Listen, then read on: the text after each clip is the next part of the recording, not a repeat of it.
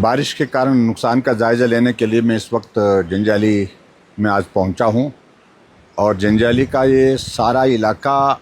चारों तरफ से कटा हुआ है। अभी तक सड़क की कनेक्टिविटी यहां पर बनाने में बहुत बड़ी कठिनाई है और यहां आकर के जब मैं देख रहा हूं कि जो छोटे छोटे नाले जिसमें कभी पानी नहीं होता था, आज वो नदी का रूप धारण करके सारे यहाँ की फसल को, लोगों के घरों को, पशुशाला को और उसके साथ साथ में बाग बगीचे को तबाह करके चला गया है। और मुझे इस बात को लेकर के इतना ज़रूर कहना है कि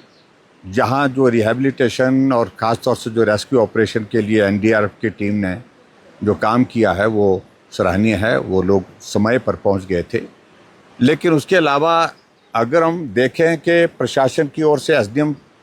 को तो यहाँ पर स्टेशन किया था, लेकिन कनेक्टिविटी ना होने के कारण किसी भी तरह से सरकारी व्यवस्था, सरकारी इंतज़ाम तब तक के लिए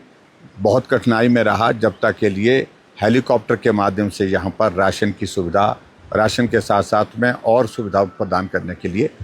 कमी रही। ऐसा मैं महसूस करता हूँ कि ये इलाका अब जो है फिर से खड़ा करने के लिए ठीक तरह से इस सारी चीज़ को, जिस प्रकार से इस घाटी में बहुत बड़ी संख्या में लोग पर्यटक के रूप में आते थे, आनंद लेते थे और शिकारी माता जाने का यहाँ से रास्ता था, इन सारी चीज़ों को ठीक व्यवस्थित करने के लिए, अपने स्थान पर लाने के लिए कई वर्षों का समय लग जाएगा। मैं इस बात के लिए ज़रूर कहना चाहूँगा कि आज जहाँ भी हम सराय विधानसभा क्षेत्र के दौरे पर निकले हैं, विशेष तौर से जब एरियल सर्वे मैंने आज रैनगोलू से होकर के, भाटकीधार से होकर के और उसके बाद फटिकरी का इलाका, परवाड़ा का इलाका, बाड़ा का इलाका और उसके साथ साथ में हमारा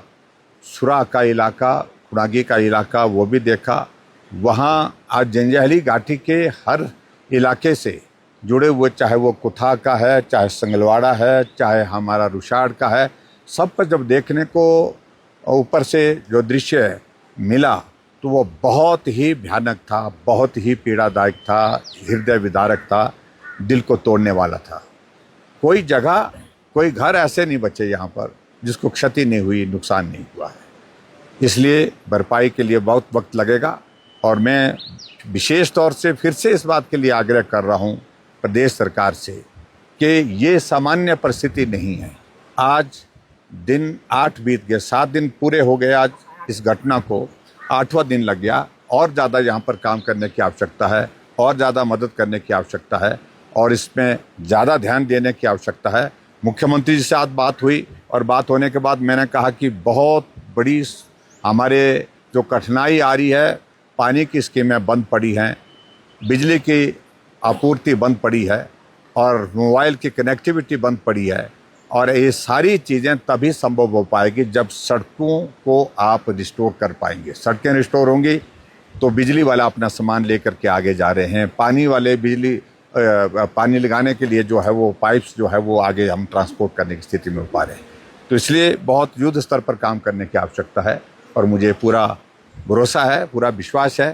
कि प्रदेश सरकार इस सारी चीज़ का संज्ञान लेगी। मुझे लगता है कि इस पीड़ा के इस संकट में मैं इस विधानसभा क्षेत्र के अंतर्गत में 28 साल के कार्यकाल में इस तरह की तबाही मैंने प्रदेश के किसी दूसरे हिस्से में भी नहीं देखी, जिस तरह की तबाही अब की बार सराज विधानसभा क्षेत्र के हमारे इस इलाके में हुई।